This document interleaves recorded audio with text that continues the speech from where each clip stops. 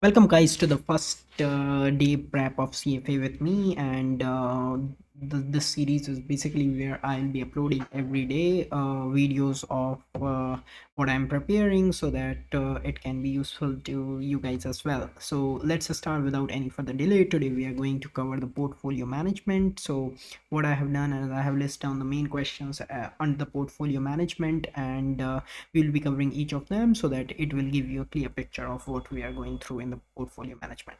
So first question, should we invest everything into one asset class?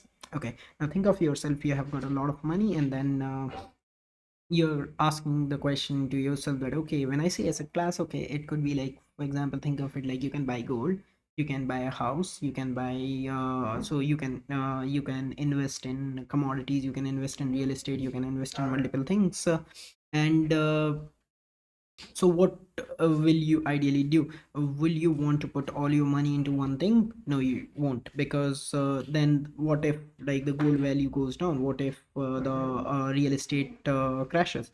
So you want your feeling would be like, okay, I want to like invest into multiple things. So that answers our first question. So we should not be investing everything into one asset class. Rather, we should be diversifying. What exactly we mean by that, we'll cover in the next question. So what is the risk associated with an asset class? Now we have now we were just talking that, okay, there is a risk, like, okay, what if real estate goes down and goes down? What if you like you bought a share into a company and then company goes down and everything? So let's consider that you have bought a share of a company.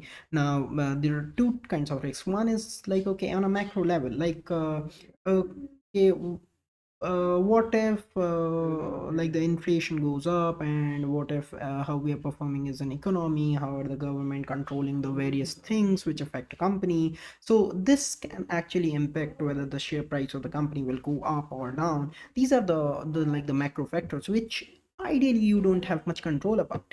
And so even if you have invested in company A or company B, these pretty much stays the same. So this is the Okay, so those are those factors where you don't have like much control, and that is systematic risk. But what if you're investing in a company A? You would have done certain research that why do you want to invest in a company A? Maybe that is a very good company. Maybe like you didn't want to invest into the other company. But again, like now you're differentiating between the companies. So think of it like this: what if how is the company maybe you would have done research that, okay, how the share price have been in the last 1 year, what is the future of the company, how is the senior management of the company performing, what is the general perception of the people about the company, and these all affect the company, how the company will perform. So there is the risk associated with a particular company, that is called the specific risk. That risk of company A differs to the specific risk of company B, whereas the systematic risk almost remains the same. So the that's the two types of risk. One is systematic, one is specific. Let's go to the next question. What are the two types of investors? The two types of investors is, one is individual investor, which are like me and you, and we don't have literal really an impact on the share price of a company, whereas the other kind of investor, which are like the institutional investors, which are like investment firms and big banks, which are dealing with the millions of shares of the company on a daily basis, and they actually have the impact on moving the share prices up and down. So that will answer the third question. Now goes to the fourth question. Now this is interesting. How do the portfolio risk with the vary with the diversification? So to answer the question, the total portfolio risk goes down as we increase the diversification. But let me show you that in the graph. So let me just, and sorry for my bad drawing, but this is how the graph would look like. So y-axis here represents the total risk, x-axis represents the diversification or the number of asset classes. So if you see, as we increase the number of asset classes, the total risk tends to go down. And why is this happening like this? Because again, the height, if you see, is the summation of the specific risk as well as the systematic risk. And if you see, as we know, as we are increasing, this line is becoming asymptotic to the x-axis, but with a at a certain height. That height is basically the systematic risk, which stays there no matter how much you diversify, you, because these are like those factors doesn't matter, it's like affecting everyone, so they stay there, whereas the specific risk basically tries to nullify as we increase the diversification. Think of it intuitively also, like you just are not right now investing in the real estate, you're investing into gold, you're investing into real estate, you're investing into a company. So like a particular factor which was like specific to those particular asset class might not be across the other asset class, or maybe in the same asset class, or maybe in one company what the risk is, maybe in other it isn't. So that's how you're trying to basically nullifying the specific overall specific risk. So that is how the diversification affects your total risk of the portfolio. Let's go to the next question. What are the two types of pension funds? So here the two types are direct contribution and direct benefit.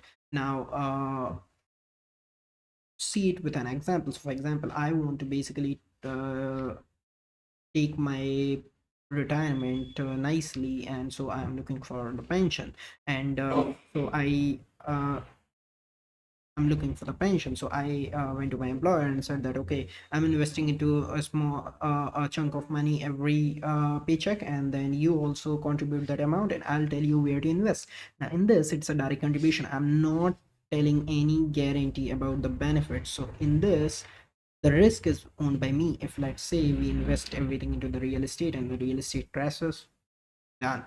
But on the other hand, and it's a very common, the next type which I'm going to explain, which is direct benefit, and which you see are quite common, like, okay, it's a still that we both are putting the paycheck amount of a paycheck every time, and but the employer is deciding where he's investing, where it is investing, and so basically, and the employer is deciding where it is investing, so the risk is going to now stay on the employer's side. So for example, if at the end of my retirement, if the things crash down where they invested, maybe the employer will have to cut down the salary of the active employees, but I still have to pay my pension fund. So that's more I feel like very common, and on what we see in the pension funds. But these are the two basic types of pension funds.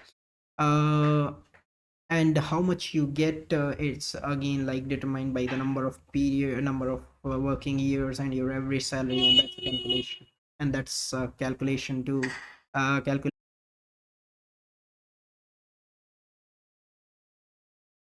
Okay, what is a mutual fund? So nowadays you have been listening about everyone talking about, okay, we should invest in mutual fund, and so in a sense, think of it like, okay, I know like this diversification and the different things where I can invest the money into, but you have a lot of money, so not a lot, I should say, you have a good amount of money. So I came to you and say that, okay, you want to invest into you want to give your money, and I'll rather manage and I'll rather manage it, and I'll charge you some amount for being into this mutual fund. I'll give you certain shares of it, and then you can make profit on how it performs. So that's how generally a mutual fund is there. Now, what is a hedge fund? Hedge fund is again like a similar concept, but you won't see many people investing in hedge fund because this is mainly for big fish. There are certain criteria where on who can invest into a hedge fund, and generally these are generally the people who have like large chunk of money and they want to invest a lot of money into and again there's a fund manager managing all that. But what's the difference between a mutual and hedge fund? Because we are talking about a lot of money in a hedge fund.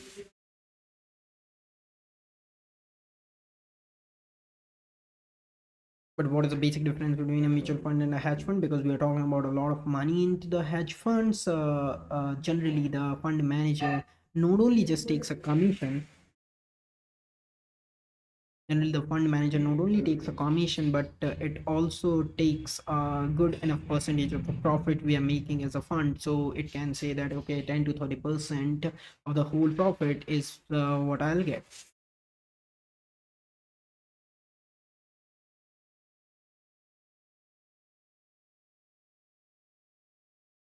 Okay, so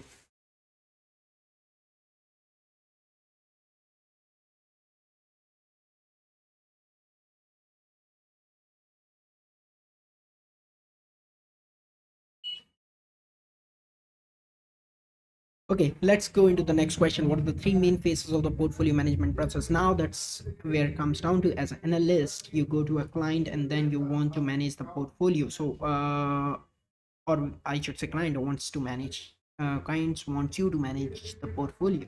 So what are the three steps? Three steps are planning, execution, and feedback, and this is a cycle. It keeps going on and on. So what is in the planning phase? You go to the client, you understand what the client needs, and you understand exactly, and you create an IPS. So that's what our next question was. Let's take it right now. What is an IPS? IPS is a written document, which is the investment policy statement, which clearly states that okay, what are the needs of the client, what's the goal of the client, and what exactly are the constraints around the investment client wants.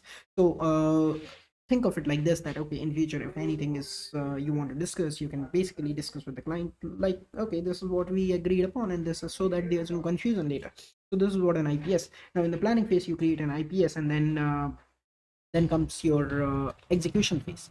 Now in execution phase you actually basically sees that okay, how can you diversify the sum of money which your client has given into different asset classes, and you try to understand the risk associated with each of these asset classes, and then you try to construct your portfolio. That's your execution. You're actually investing that money into the different diversifying portfolio.